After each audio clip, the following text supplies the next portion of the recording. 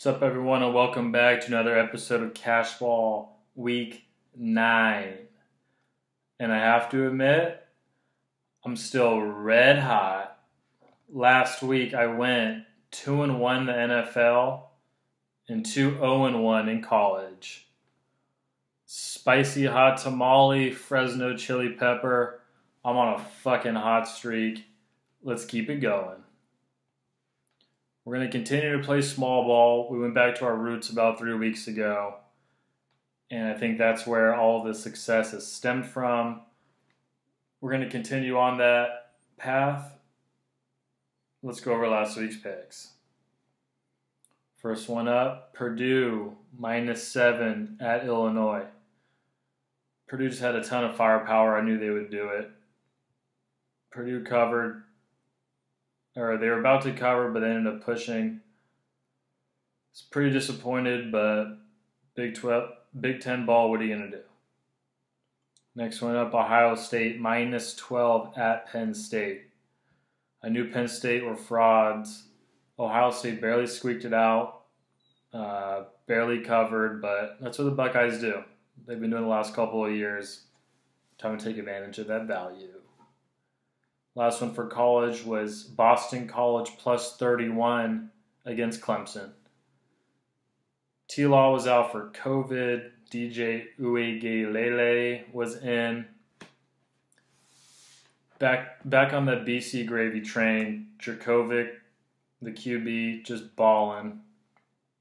That veteran O-line making us money. Cha-ching. Now on to NFL. Lions +3 versus Colts. They got their taints handed to them. Screw the Lions. Dolphins +3.5 versus Rams. Tua's coming out party. Dolphins look good. Their defense looked the best out of anyone. That one was easy. And Steelers +4 at Ravens. Cha-ching.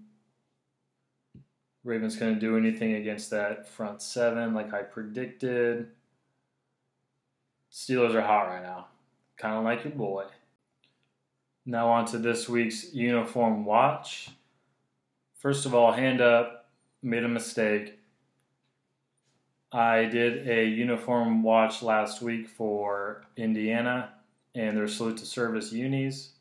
I jumped the gun. They're this week, but they're nonetheless freaking sweet.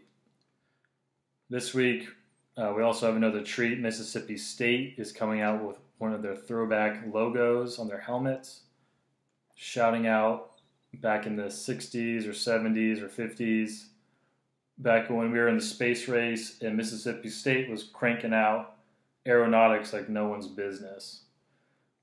Sweet-ass logo commemorating when they were leading the space race on the helmet. Keep an eye out for Mississippi State. This week's strength conditioning coach spotlight is Coach Rusty Whitt. Coach Rusty Whitt might be the biggest badass we've had on the show.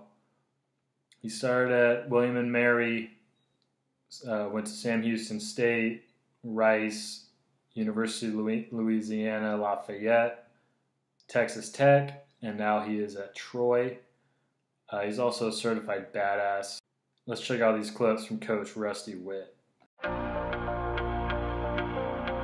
When I was born, I had a bone marrow disease called osteomyelitis, and it affected my growth early on. I was very skinny. So when I was 10 years old, my mother went to a Montgomery ward and bought a bunch of little concrete weights with plastic covers by a company called DP. And that's when I started lifting weights in our garage. And I was one of the only people my age doing that. And I just became a passion of mine, and I didn't really know that conditioning was a profession until I got it in my junior year in college. I really started getting exposed to, we had a new strength coach come in, and he stepped in, and I'd always see him training in a very aggressive manner, but he wasn't our coach.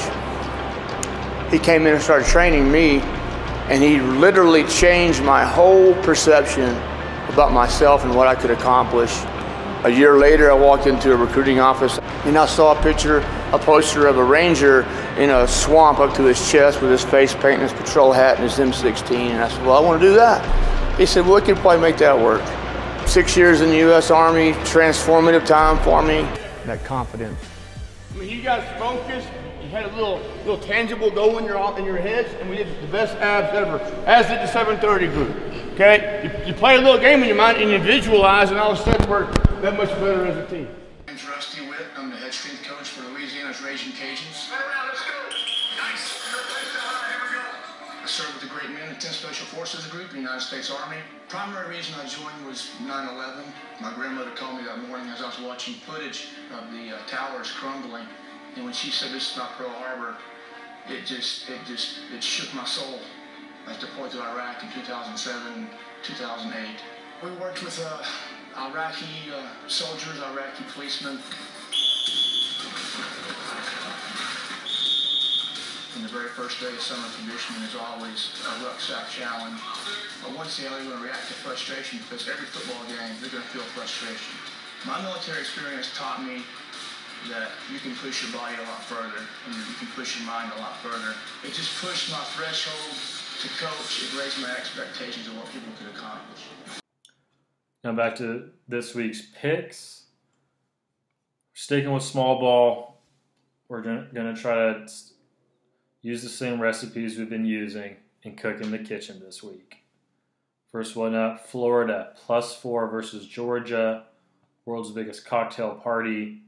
It's going to be a rivalry game. It's going to be close anyway. I like that Florida's getting points. Georgia's whole defense is hurt. Their D-line is ravaged, and Richard LeCount got into a motorcycle accident, so he is out. I like Florida, squeeze it by. Plus Dan Mullen dressed like Darth Vader in their post presser last week. You got to go with the hot hand, Florida Gators. Next one up, Minnesota -7 versus Illinois. Minnesota is a sleeping giant. They're ready to row the boat this season. They're just starting a little slow. They're going to beat the tar out of Illinois. I'm taking Minnesota -7. Last one for college is another homer pick for me. Fresno State -11 at UNLV. This one's a pretty cool game. It's going to be at the new Vegas Stadium for the Raiders. It's probably going to be empty again, so it's going to be a cool game at the Death Star. Fresno State's offense is starting to hum. Now on to NFL. First one up is Colts +1.5 versus Ravens. Lamar's looking worse and worse every week. Colts have a great defense, plus they get Darius Leonard, that linebacker, back. I like Colts +1.5. Next one up is going to be Bills +3 versus the Seahawks. Seahawks have had a couple tough games the last couple of weeks. They're going all the way across country, and Josh Allen is just waiting to get a victory. Seahawks are due for a loss. Bills +3. Last pick is going to be the Raiders versus the Chargers. This one's basically a pick 'em. Chargers just suck, and I feel like Chucky is going to have a heyday in LA. They're going to want to win because that was their old location for the Raiders back in the day. So they're going to want to claim that turf and show those fans who's the boss. All right, y'all. See if I can continue this hot streak next week. Tune in for my results. Peace.